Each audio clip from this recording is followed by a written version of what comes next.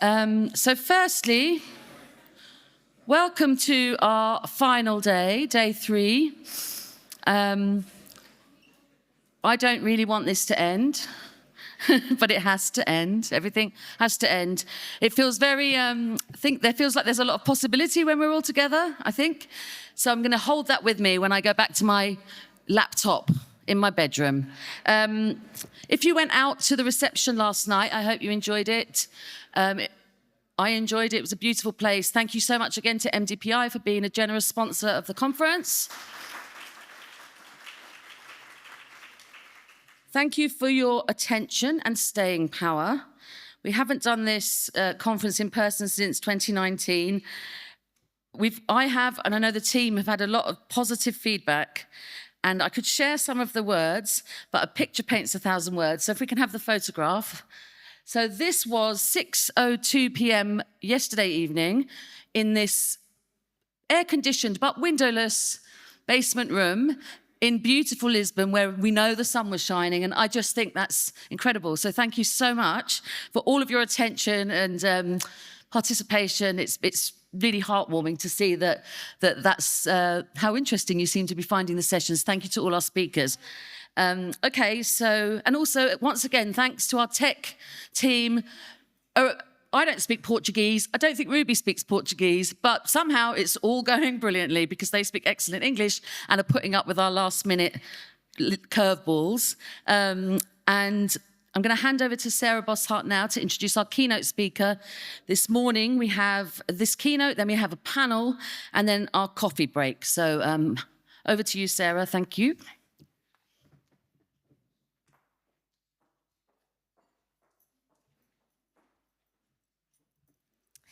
Thank you, Bernie, and great to see you all again this morning. I hope you had a great time last night. I definitely did and enjoyed the city of Lisbon afterwards. So, as Bernie said, our last day, and for our keynote this morning, I have the honor of introducing Rebecca Ross, who is Senior Manager of Strategy at Creative Commons. In this role, Rebecca leads strategy development at Creative Commons and also supports strategy and communication for Open Science, Creative Commons Open Science program. Today, Rebecca is going to share information about work that Creative Commons and partners have been doing leading the Open Climate Campaign, an initiative that has the ambitious goal of ensuring open access to all climate research. This session really today is a call to action for the OASPA community to find ways to collaborate on collective climate action, thus contributing to the mitigation of the climate crisis. So please, let's welcome Rebecca to the stage.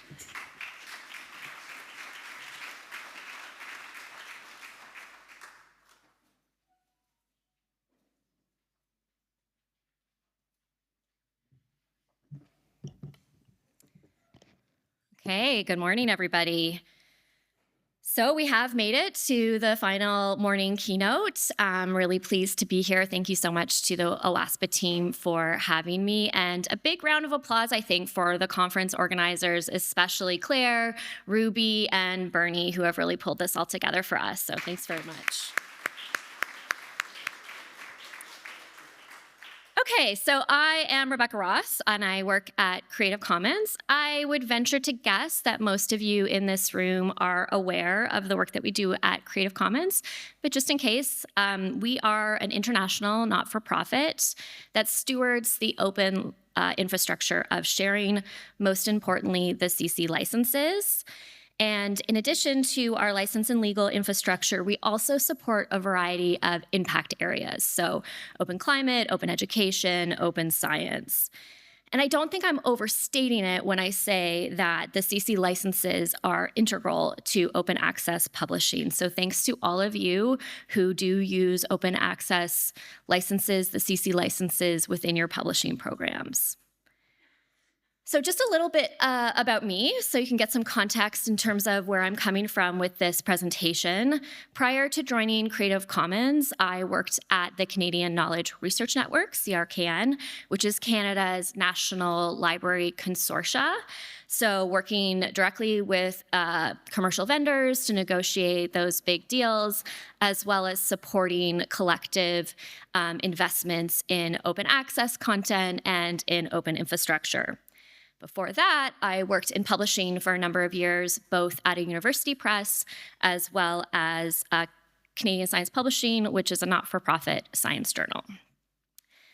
So today, I am really thrilled to be talking about the Open Climate Campaign and making that pitch for how we, as an open access scholarly publishing community, can take collective climate action.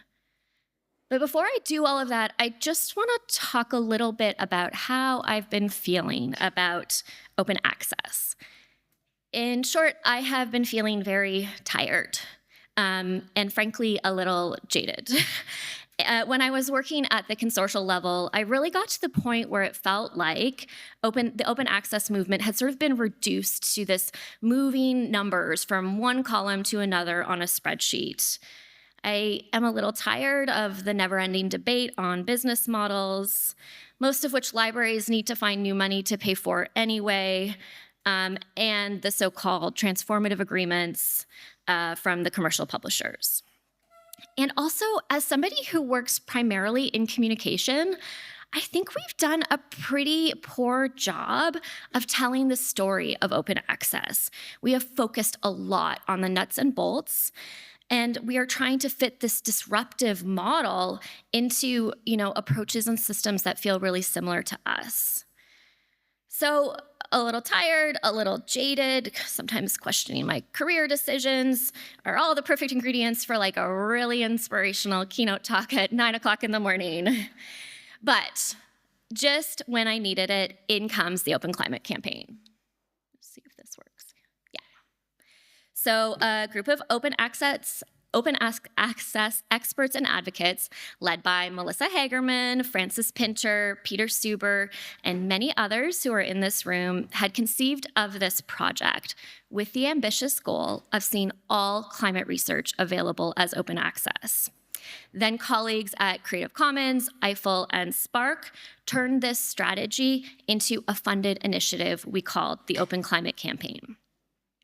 What really drew me to this is that the Open Climate Campaign is not another business model. It's a campaign. So it's really designed to change hearts and minds. It's a call to action. Maybe it's a call for disruption.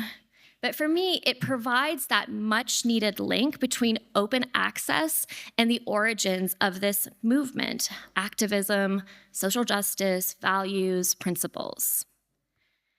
And most importantly, albeit selfishly, it finally gave me an answer to the dreaded question at parties of, what do you do for work?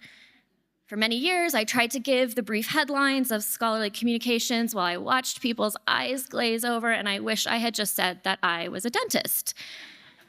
But now when I tell people I actually help increase access to climate research so that we can mitigate the climate crisis, I was no longer a party pooper. People were interested, people got it, it really clicked. And this click was a sign that the campaign was really onto something. Okay, so let's just do a bit of quick audience participation. Show of hands, who in this room believes that access to research is important to inform policy? Yeah, journalism, democracy, education, right. So we know that open access is important and is a direct link to the way that we engage with this world. Okay, another question, and I feel like everyone's gonna have to put their hand up for this or else they're gonna tell on themselves a little bit, but who in this room believes that the climate crisis is one of the greatest challenges of our time? Yeah, so seeing lots of hands.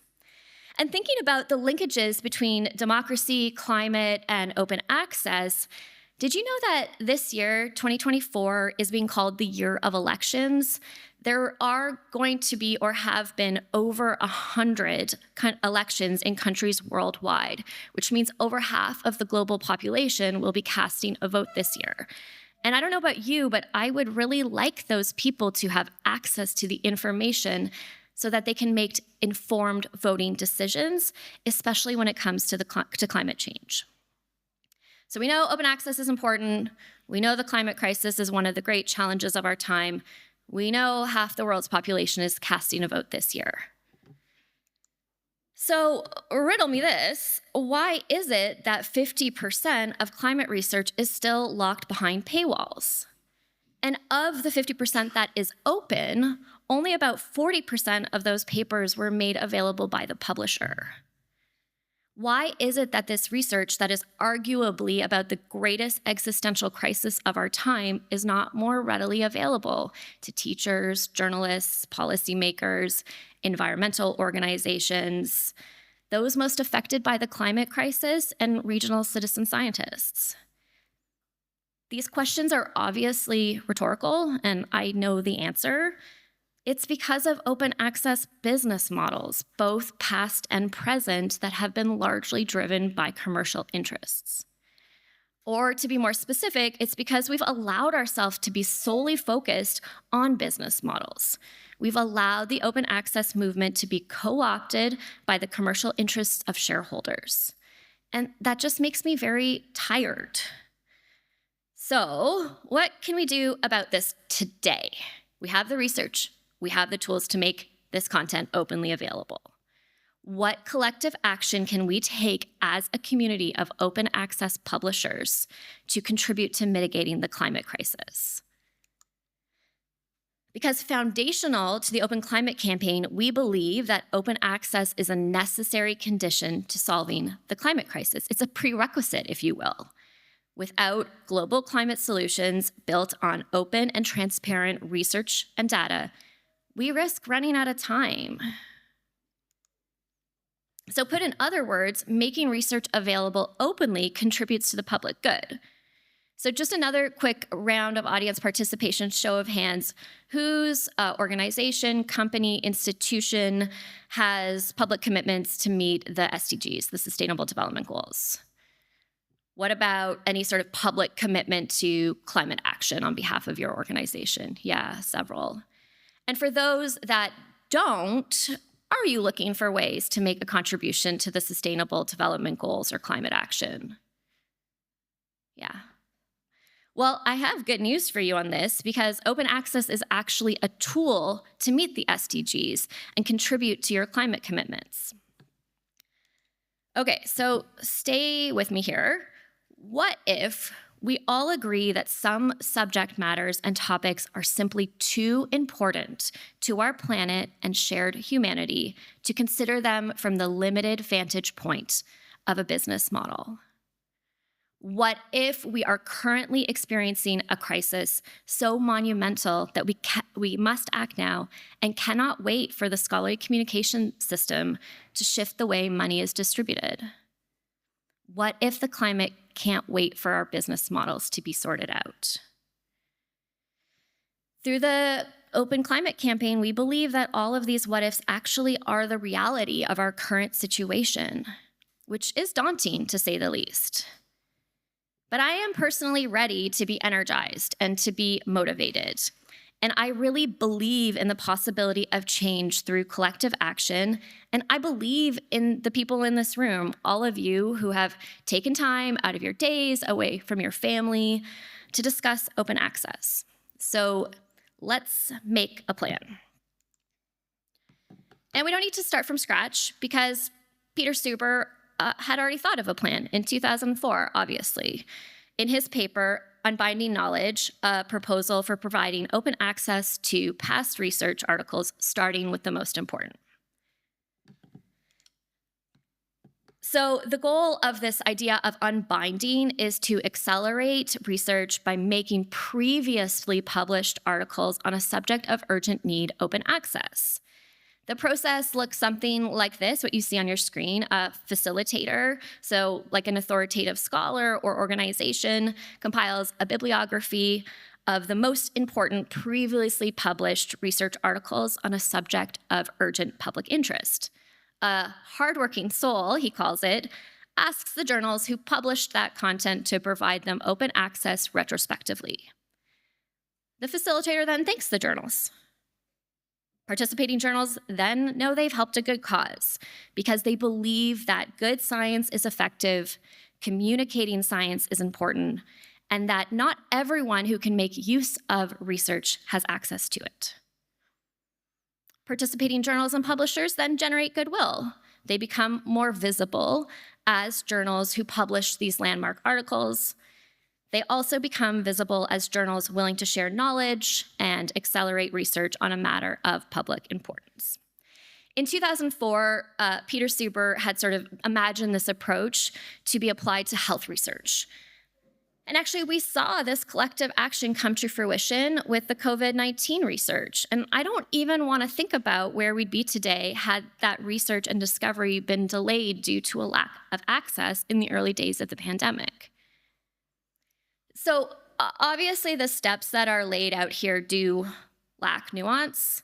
They don't take into account the complexity of who holds the rights to the previously published articles and a lot more of the technical, financial, and business decisions.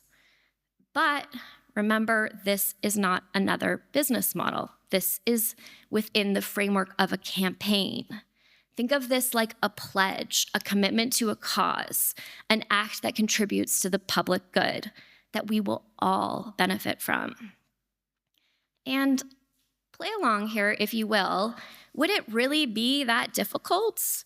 What are the barriers getting in our way? It seems like providing access to maybe a few thousand papers wouldn't be overly detrimental to open access business models. And we're all open access publishers, right? We can do hard things. So as part of the Open Climate Campaign, we had this idea to bring the unbinding strategy to life with climate research. And I'm so pleased to announce that we have already begun this process, launching from the Open Climate Campaign as the incubator of this work, and now integrated as part of our Open Science program at Creative Commons. One thing to note is that we are not planning to pay to make these articles available as open access. In his paper, Suber actually speculated that via unbinding the carrot, if you will, might actually be moral suasion instead of money. In part because these are previously published papers, and in part because this request is personal to you as the publishers, the journals, the researchers. When a publisher or journal is approached to unbind a given article, it is only that publisher or journal or the researcher, if they hold the rights, that can make that particular contribution to the public good. Money is fungible, but by contrast, scholarly journals are not. So making this content available as open access is a pledge that you are uniquely in a position to give. So in other words, only you can provide this service. Okay, so here's the plan. We have identified a corpus of climate research that would be more or less universally considered critical and essential to understanding and mitigating the climate crisis. To that end, we decided to start with all of the papers that were cited in the Intergovernmental Panel on Climate Change in the 6th Assessment Report. The great news is that 60% of these papers that have been cited in the IPCC reports are already open access. But only 50% of those were made open access by the publisher, and unfortunately only 40% of those papers made available by the publisher have a Creative Commons license. So our goal is to see all of the cited papers available as open access on the publisher website with an open license. So working with our friends at Koki and Sesame Open Science, we have pulled a list of the cited papers and analyzed the open access status with all of the DOIs that could be matched to Crossref. We are looking at a total of 45,669 articles. So that's just about 18,000 articles that we need to make open access. And then there's another few thousand that are already OA, but they need that open license. This does not seem insurmountable. There are approximately 200 publishers/journals, depending on how well the metadata was entered, represented by these 18,000 articles, some with just 1 or 2 articles to make available as open access. And then, as you would imagine, the larger publishers have a few thousand papers to make available as open access. And remember, we have done this before when we took that collective action to immediately and rapidly share COVID-19 research that led to treatments, vaccines, health policies. Imagine where we could be in terms of climate mitigation if we apply the same solution. We've also at Creative Commons chatted with the IPCC, and they have shown a lot of interest in seeing all of the papers cited in their reports be made available as open access. And they're looking to build their capacity with their working groups around increasing access to climate research. So here is the ask. I have a list of publishers, and if you are on it, the request is to make the articles cited in the IPCC reports available as open access with a CC license. I can provide you with a list of DOIs in a few easy clicks. In exchange, you've taken collaborative action with your commitment towards climate action. And of course, we're going to profile your contribution, not just among other open access publishers, but on a global scale at conversations like the UN Climate Conference of the Parties, which I'm going to talk a little bit more about later on. But this is a way that we can lead by example as open access activists and professionals. I also do want to acknowledge that within the cited papers of the IPCC report, there are already 23,000 papers that are open access from publishers and about another 7,000 that are green open access. So this effort must also be recognized as their contributions that they have previously made to collective climate action. The great news is that we have some early adopters for unbinding. But it seems really important in this context to call out that those early adopters are the smaller, not-for-profit, community-led journals. And while I have the actual and proverbial mic, I would be remiss not to mention that in my experience, connecting with those not-for-profit, open access publishers and collaborating on initiatives like this is much easier than doing the same with our larger commercial colleagues. I mean, I suppose in some ways the machine is just so big. And it's for that reason I'm so pleased to see the leadership that OASPA has taken in creating these spaces and opportunities for collaboration between publishers of all shapes and sizes with the common goal of open access to scholarship. So to any of the larger commercial publishers in the room, and I don't know how many of you are here today, but the invitation here is to make sure you aren't leaving the heavy lifting of participating in initiatives such as Unbinding to the precarious community-led journals and publishers. I am confident that they will do their part, and I invite you to make sure that you do not sit this one out. So yesterday, at the end of the day, we had the session about the ROI of open access and also heard some statistics about revenue of open access.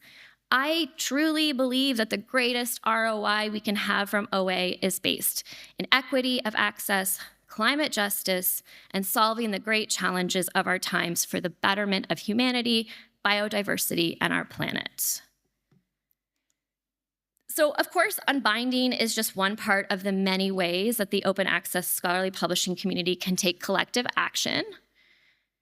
Through the work of the Open Climate Campaign and continuing through the work of Eiffel, Spark, and Creative Commons, we worked with over 15 countries to develop national open access policies where we were able to leverage climate science as that lever. This policy development must continue. As much must the work of developing business models, infrastructure, capacity building, and more. So I've said several times in this talk that this is actually not about OA business models. I've also said business models about 10 times, well, now 11.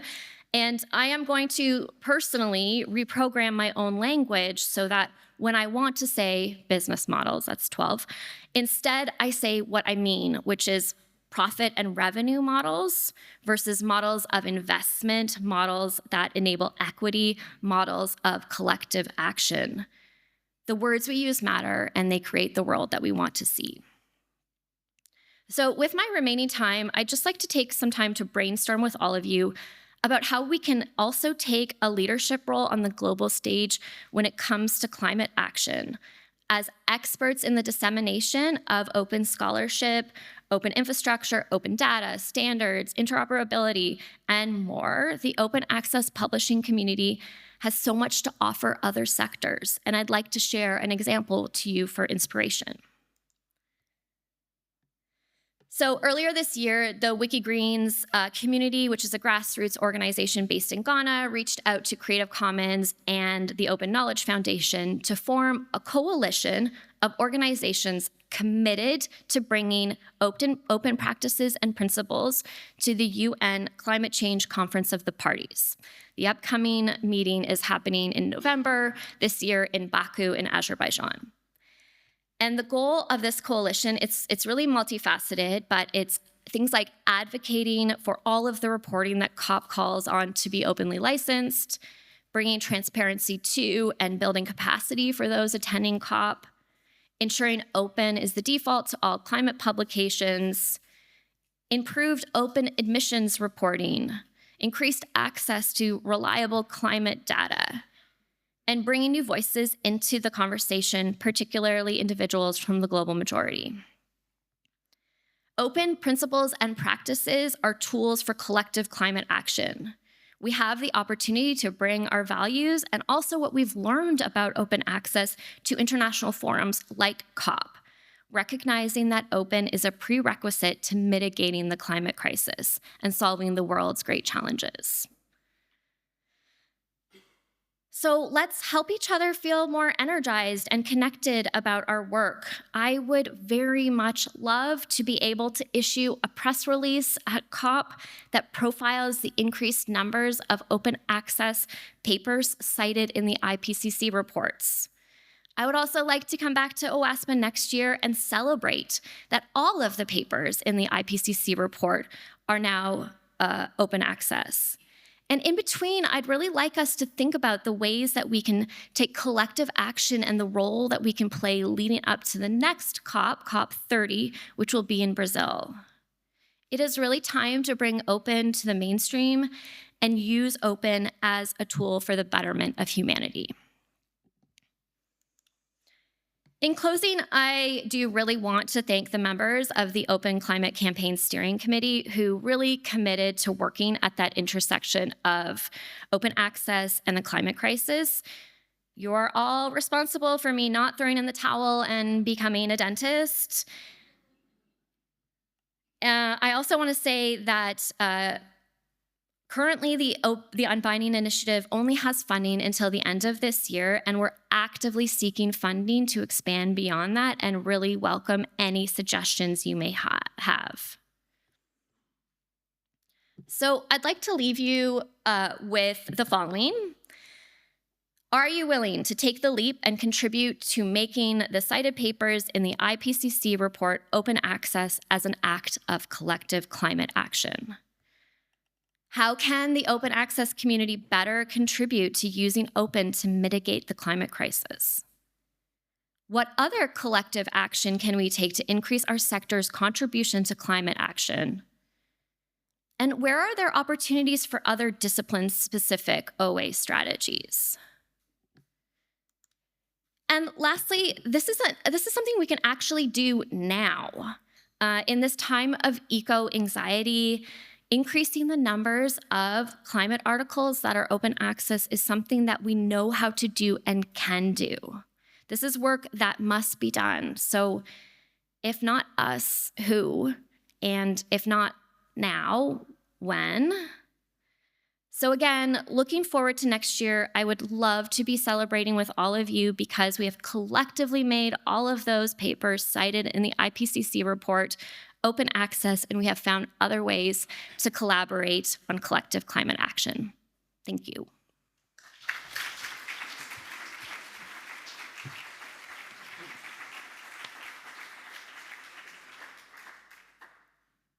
I think there's time for questions.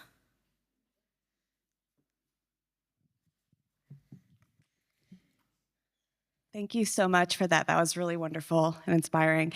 My name is Catherine Dunn. I'm from MIT, and I'm a librarian. And so I get we're at a publishing conference, and so the focus is on publishers, but I want to let's not forget the power of rights retention policies and open access policies at institutions that allow authors to share the author's final manuscript, which we work very hard on sharing at MIT and other institutions. As well as, and I would love to know how we can help with this. Climate researchers are not big sharers on preprint repositories, and how can we help them sort of, we have limited power in libraries to sort of push researchers to do that, or no power at all. And I would love to know how we can help them go share their work more on preprint repositories. Yeah, thank you very much for that question. And I would say through the climate campaign, we completely agree.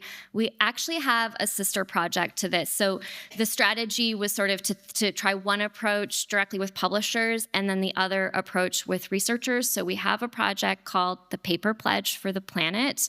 And that project is meant to go out directly to the climate researchers and support them in depositing their author-accepted manuscript, or if they've retained the rights, their final version, into repositories. We are partnering with CORE, the Coalition of Open Repositories. Is that right? Yeah.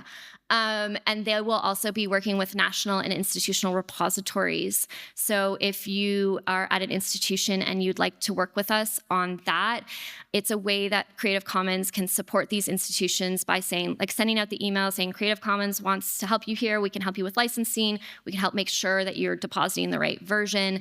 And then between those two actions, the actions with the publishers directly and the climate researchers working with the libraries, working with the repositories, we are hoping that we can really start to chip away at that 50% of papers that still need to be made open access.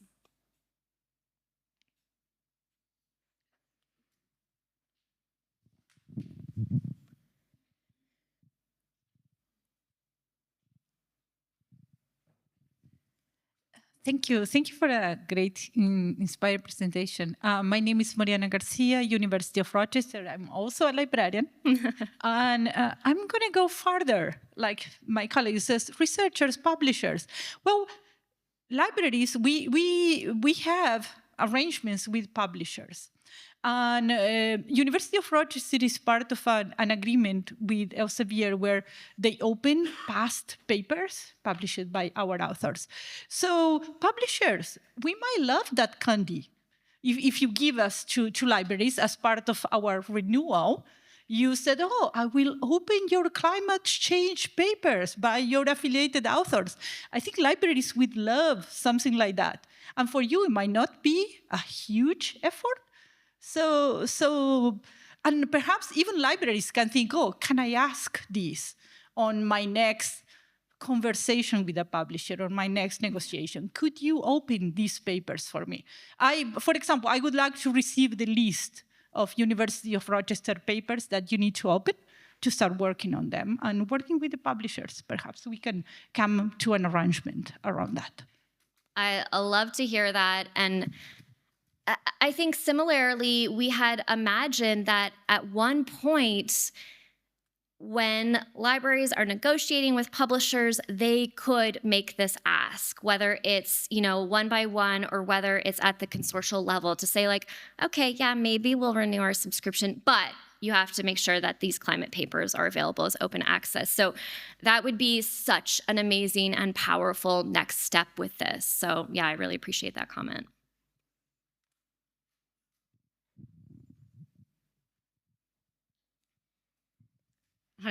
Hi, I'm Fiona Hudson from eLife. In my experience, publishers act as, a collective. They're often shamed into doing things. One of the things that would be very good is, having a public campaign, getting people to sign up, it being very sort of open and transparent. I'm wondering, I mean, this is probably something that you've thought of doing, but I think it could be a very effective way to get those publishers to commit to doing that. Absolutely. We had thought you want to kind of walk that line. Like, we don't want to sort of name and shame. And we also want to really celebrate those that have made content available as open access. So one of the approaches we thought is just making that list publicly available and then sort of checking it off and sharing updates as we go along to say who has then made that content openly available. So then that sort of recognition of who hasn't sort of happens at the same time. And the idea of a letter of folks to sign on to, I like that as well. And I could see that being something that is quite powerful, again, at COP conversations, talking about how, like, our ideal goal would be that open access, open approaches is actually included in the proceedings at COP as, a really important part of that. And things like those open letters go a long way. Yeah, Nils Stern from Directory of Open Access Books. Thanks for your great, inspiring keynote. I really enjoyed it. I think it's such a good initiative. Of course, I'm wondering about books because you are focusing on journals, I understand. I did talk to Frances Pinter some time ago in the early days of this campaign, and I know she wanted to remind everyone about books as well. If I search through the Directory of Open Access Books, we have couple of thousand books that relate to climate and climate change. So would you still consider books, and how would you address that going forward? Yeah, I looking at Melissa, I think we would very much still, consider books. The reason we're starting with the IPCC is because we needed to find a list.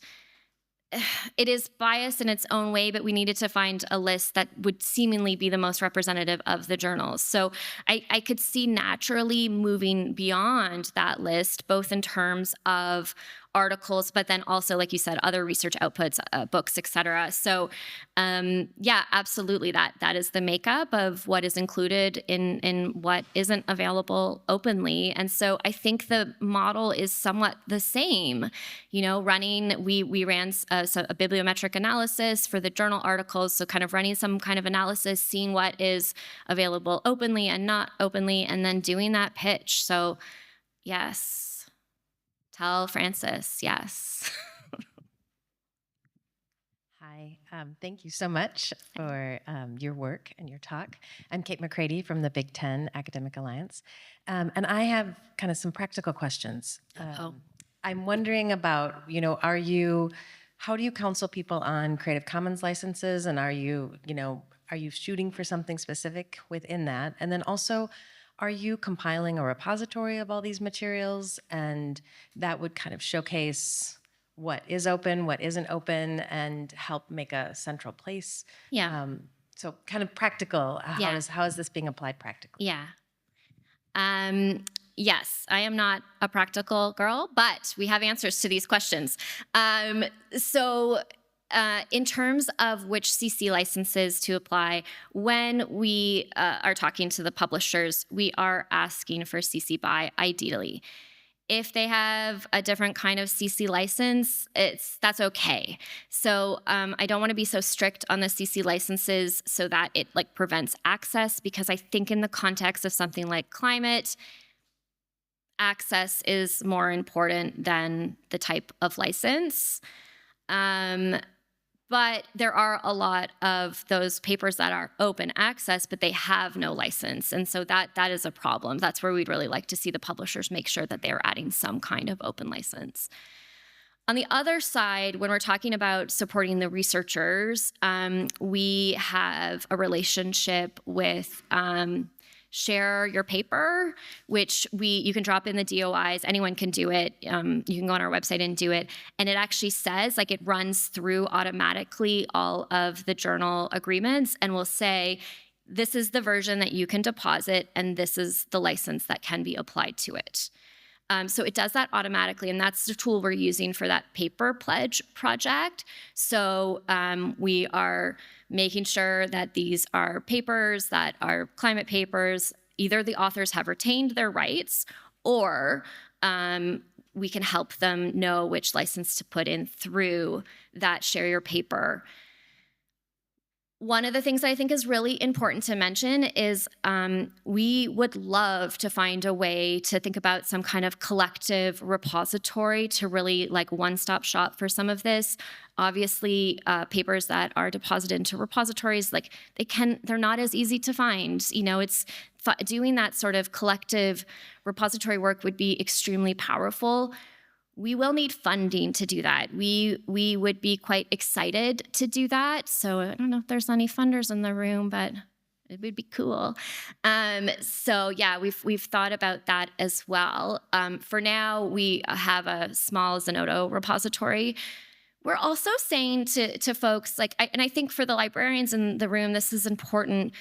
I wouldn't want a researcher to drop their paper into our repository at the cost of putting it into their institutional repository. So there's a bit of that overplay too. So can it be like a yes and type of thing so that all the bases are covered?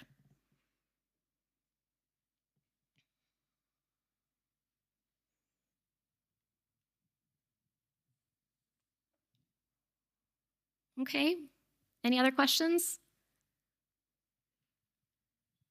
Great. Oh, okay, hi.